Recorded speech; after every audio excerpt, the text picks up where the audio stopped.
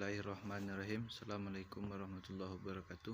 Perkenalkan, saya Samsul Rizal, NIM 21211177, Prodi Hukum Ekonomi Syariah. Baiklah, tujuan saya di sini membuat video ini dengan tujuan memenuhi tugas kuliah Kaidah Usul Fikih. Baiklah, langsung saja ke materi. Yang pertama, al-ijtihadu la yunqazu bil ijtihad, yaitu pengertian hukum hasil ijtihad terdahulu tidak bisa dibatalkan dengan ijtihad yang baru. Dalilnya yaitu laula kitabum minallahi sabaqa lamassakum fi ma akhadtum adzabun azim. Kalau sekiranya tidak ada ketetapan yang telah terdahulu dari Allah, niscaya kamu ditimpa siksaan yang besar karena tebusan yang kamu ambil. Quran Surah Al-Anfal ayat 68. Contohnya, seorang hakim ketika memutuskan suatu perkara dengan ijtihad, apabila kemudian dia berijtihad lagi dan keputusannya berubah, hasil keputusannya yang kedua tidak dapat membatalkan keputusannya yang pertama. Yang kedua, iza jtama al-halal wa haramu ghalaba al-haram, yaitu pengertian apabila berkumpul dengan yang halal dan yang haram dimenangkan oleh yang haram. Dalilnya Nabi SAW bersabda, tidaklah perkara halal dan haram berkumpul kecuali yang haram akan menghalalkan yang halal. Contohnya, apabila dua potong daging, satu daging halal dan satunya lagi daging yang bangkai, sementara tidak diketahui mana daging yang halal dan mana daging yang bangkai. Dalam kondisi ini, sebaiknya meninggalkan semuanya karena sisi keharamannya lebih dikedepankan daripada sisi kehalalan. Yang ketiga, al-izharu bil qurbi makruh wa fi ghairiha mahbub, yaitu pengertian mengutamakan orang lain dalam hal ibadah hukumnya adalah makruh, namun dalam hal lain ibadah adalah dianjurkan. Dalilnya, siru ala anfusihim walau kana bihin khososah, mereka mengutamakan orang-orang muhajirin atas diri mereka sendiri, sekalipun mereka sendiri sangat membutuhkan atau dalam kesusahan.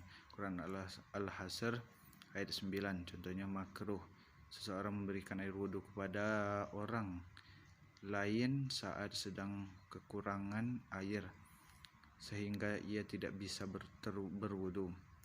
Terpuji mendahulukan orang lain saat sedang mengantri membayar di suatu toko.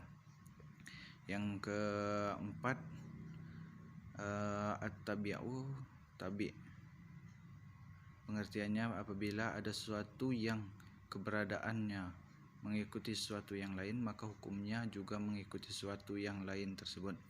Dalilnya Nabi Muhammad SAW bersabda, sembelihan janin itu mengikuti sembelihan induknya. Hadis riwayat Abu Dawud dan Tirmizi. Contohnya, jual beli hewan yang sedang hamil, maka janin hewan tersebut juga ikut terbeli dan menjadi hak bagi orang yang beli.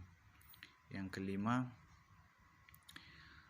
tasarrufu al-imam ala ar-ra'iyah manutun bil masalah, pengertian segala aspek kehidupan yang meliputi kepentingan rakyat dalam suatu kelompok atau golongan tertentu harus ditetapkan dengan musyawarah. Dalilnya, wallazina stajabu li rabbihim wa aqamus shalah wa amruhum syura bainahum wa mimma razaqnahum yunfikun, yang artinya, dan bagi orang-orang yang menerima atau mematuhi seruan Tuhannya dan mendirikan sholat, sedang urusan mereka ataupun diputuskan dengan musyawarah antara mereka, dan mereka menafkahkan sebagian dari rezeki yang kami berikan kepada mereka.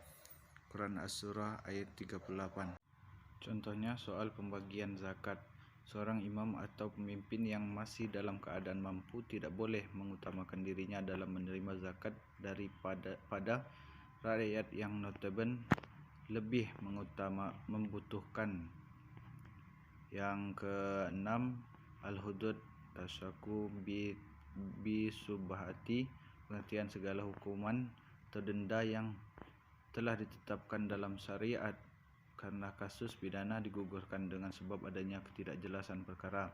Dalilnya, Rasulullah SAW bersabda, hindarkanlah hukuman karena adanya subhat. Contoh, minum minuman keras dengan tujuan menyembuhkan penyakit kronis karena ada sebagian ulama yang membolehkan minuman miras dalam kondisi demikian, maka menurut hukum yang masih berlaku pada masa khilafah, hukum had tidak dapat ditegakkan.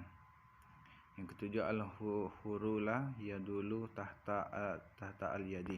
Pengertian orang yang merdeka merupakan sosok manusia yang memiliki kekuasaan dan kewenangan penuh atas segala hal yang berkaitan dengan pribadinya. Dalilnya, Qulillahumma malikal mulki tu'til mulka kamang tasa wa tanzi'ul mulka mimman tasa wa tu'izzu man tasa wa tuzillu man tasa biyadikal khair innaka ala kulli syai'in qadir. Katakanlah, wahai Muhammad, wahai Tuhan pemilik kekuasaan, Engkau berikan kekuasaan kepada siapapun yang Engkau kehendaki, dan Engkau cabut kekuasaan dari siapapun yang Engkau kehendaki. Engkau muliakan siapapun yang Engkau kehendaki, dan Engkau hinakan siapapun yang Engkau kehendaki. Di tangan Engkaulah segala kebajikan. Sungguh Engkau maha kuasa atas segala sesuatu.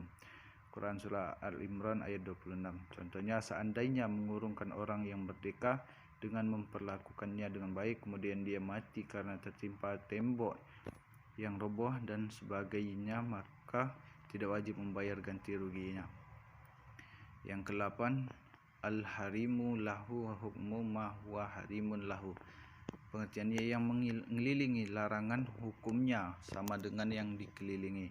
Dalilnya sebagaimana sabda Nabi SAW, apabila seorang hakim berijtihad dan benar, maka ia memperoleh 2 pahala, sedangkan apabila ijtihadnya tidak tetap, maka memperoleh 1 pahala. Contohnya, wajib membasuh bagian dari kepala yang membatasi bagian wajah ketika membasuh wajah, karena sebagaimana hukum membasuh muka adalah wajib, maka wajib pula membasuh batasan muka walau sudah termasuk merupakan bagian kepala.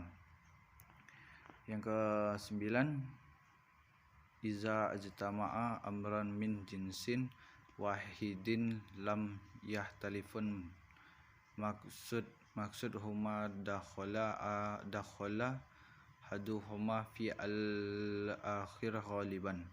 Pengertian, apabila berkumpul 2 perkara satu jenis dan tidak berbeda maksud dari keduanya, maka menurut biasanya yang masuk kepada yang lain. Dalil, Nabi SAW berpesan pada Aisyah radhiyallahu an, tawafmu cukup bagimu untuk haji dan umrahmu. Contoh, masuk haji masjid kemudian solat fardu sudah tercukup solat tahiyatul masjid. Yang ke-10, amalu kalam aula min ihmalihi. Pengertian, mengamalkan maksud suatu kalimat lebih utama daripada menyia-nyiakannya. Dalil, artinya apa-apa yang didatangkan oleh Ar-Rasul maka ambillah kesemuanya. Quran Surah Al-Hasr ayat 7. Contoh, orang yang berwasiat memberikan hartanya kepada anak-anaknya padahal ia sudah tidak mempunyai anak lagi kecuali cucu-cucunya, maka harta harus diberikan kepada cucu-cucunya. Yang ke-11, al-khuruju bizoman. Pengertian, barang siapa yang memperoleh manfaat dari sesuatu yang dimanfaatkannya, maka ia harus bertanggung jawab atas doror atau gurmu serta doman yang akan terjadi. Dalil, Rasulullah SAW bersabda, hak mendapatkan hasil itu disebabkan oleh keharusan menanggung kerugian. Contoh, seekor binatang dikembalikan oleh pembelinya dengan alasan cacat. Si penjual tidak boleh meminta bayaran atas penggunaan binatang tersebut karena penggunaan binatang itu sudah menjadi hak pembeli. Yang ke-12, al-khuruju minal khilaf mustahab. Pengertian, menghindari barang atau perbuatan yang hukum halalnya atau bolehnya masih diperselisihkan adalah terpuji atau dianjurkan. Dalil, ya ayyuhallazina amanu jtanibu katsiran minaz-zon inna ba'daz-zonni ism. Wahai orang-orang yang beriman, jauhilah prasangka-prasangka, karena sebagian dari prasangka adalah atau menyebabkan dosa. Quran Surah Al-Hujurat ayat 12. Contohnya, para ulama berbeda pendapat mengenai bagian rambut kepala yang harus dibasuh. Dengan melakukan pengusapan ke seluruh bagian rambut kepala, maka kita dapat mengamalkan seluruh pendapat tentang kewajiban mengusap rambut kepala. Itulah yang dapat saya sampaikan. Apabila ada yang kurang, mohon maaf. Saya akhiri. Assalamualaikum warahmatullahi wabarakatuh.